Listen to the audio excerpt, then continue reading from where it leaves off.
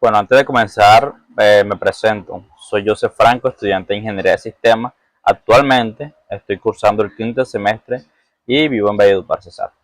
Actualmente trabajo como técnico de lavadoras, aires y neveras. En este trabajo tiene cierta relación directa con las tecnologías de información y comunicación, ya que eh, se hacen diagnósticos electrónicos, fallas del sistema de control digital y manejo de las tecnologías LOTS.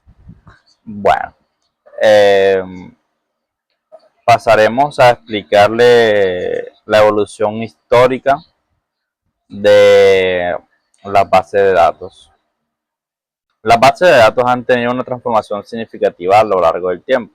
Todo comenzó en la década de 1960 con los primeros modelos de base de datos, como el modelo jerárquico del modelo de red, que organizaban este tipo de datos de manera estructurada y limitada. Posteriormente, en los años 70, surgió un modelo propuesto por Edgar Gould, que revolucionó completamente la forma en la que almacenamos y construimos nuestra información.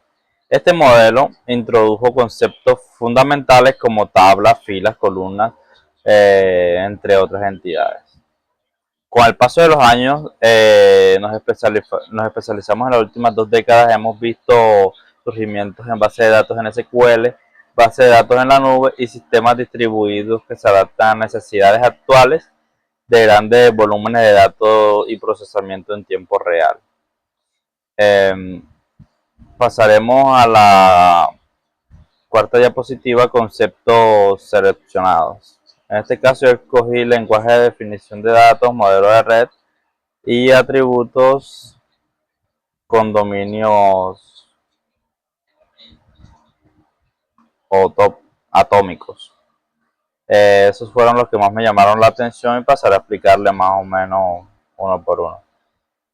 Primero, en el lenguaje de definición de datos, este lenguaje nos permite informar un sistema de gestor de base de datos de estructura de los componentes de nuestra base con DDL. Podemos definir que la tabla de atributos, restricciones y vistas e índices, tanto a nivel conceptual como interno, y cabe resaltar que en la base de datos, para crear estructuras de cualquier base de datos. Segundo, el modelo de red. El modelo de red. En este modelo, los datos se representan mediante elecciones de registros, pero sus relaciones establecen a través de enlaces o punteros hacia registros. El esquema final se esquema con un grafo dirigido, permitiendo relaciones más complejas en este modelo jerárquico. Por último y tercero, los atributos de dominios atómicos. Este principio establece que los dominios de los distintos atributos en la tabla no presentan ser subconjuntos, es decir, en cada intersección de fila y columna solo puede existir un único valor invisible. Esto garantiza la integridad y normalización de los datos. Bases de datos distribuidas en Net Computing. Bueno, ¿qué es esto? ¿Qué tendencia es esta? En este caso lo elegí porque es una tendencia que ya se establece fuertemente en el mercado de la base de datos. Entonces hablaremos ahora sobre esta tendencia de base de datos, que es una de las tendencias más importantes para el futuro de la base de datos distribuidas. Primero, ¿qué significa esto? Básicamente los datos ya no están almacenados en un solo servidor central, sino que están distribuidos en múltiples ubicaciones alrededor del mundo. Además, esta parte de procesamiento se realiza cerca del usuario o del dispositivo que los genera los datos. Esta estructura de datos nos ofrece múltiples ventajas, entre ellas mayor velocidad de respuesta, menor latencia, mayor disponibilidad y mejor rendimiento. Esta tendencia es fundamental para las aplicaciones como Internet de las cosas, vehículos autónomos, streaming en tiempo real y sistemas financieros modernos. Pasaremos a la sexta diapositiva, que en este caso estamos representando el modelo de almacenamiento de datos según un banco.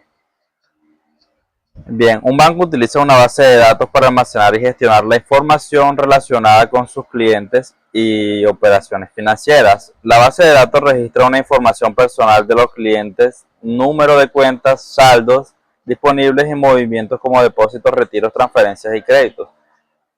También los préstamos y el historial de cumplimiento de las transacciones. ¿Qué pasa? ¿Cómo funciona esto? Cada vez que el cliente realiza una operación, por ejemplo, retira dinero en un cajero, hace una transferencia, paga con tarjeta o recibe un depósito, el sistema bancario evidencia la información de base de este tipo de datos. Entonces verifica que el cliente exista, comprueba que tenga un saldo suficiente, se aplica, actualiza el saldo automáticamente, guarda movimiento del historial, genera un comprobante digital.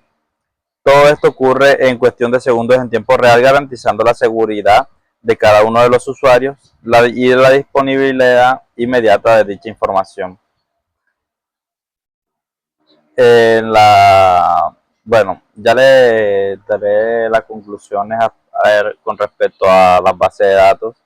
Y para concluir, podemos afirmar que el estudio de la evolución de la base de datos nos permite comprender cómo están pasando los modelos simples y jerárquicos de los años 70, de los años 60, como modelo relacional, y posteriormente sistemas mucho más avanzados como las bases de datos en SQL distribuidas que utilizamos actualmente. Eh, Espero que le haya servido esta información. Muchas gracias.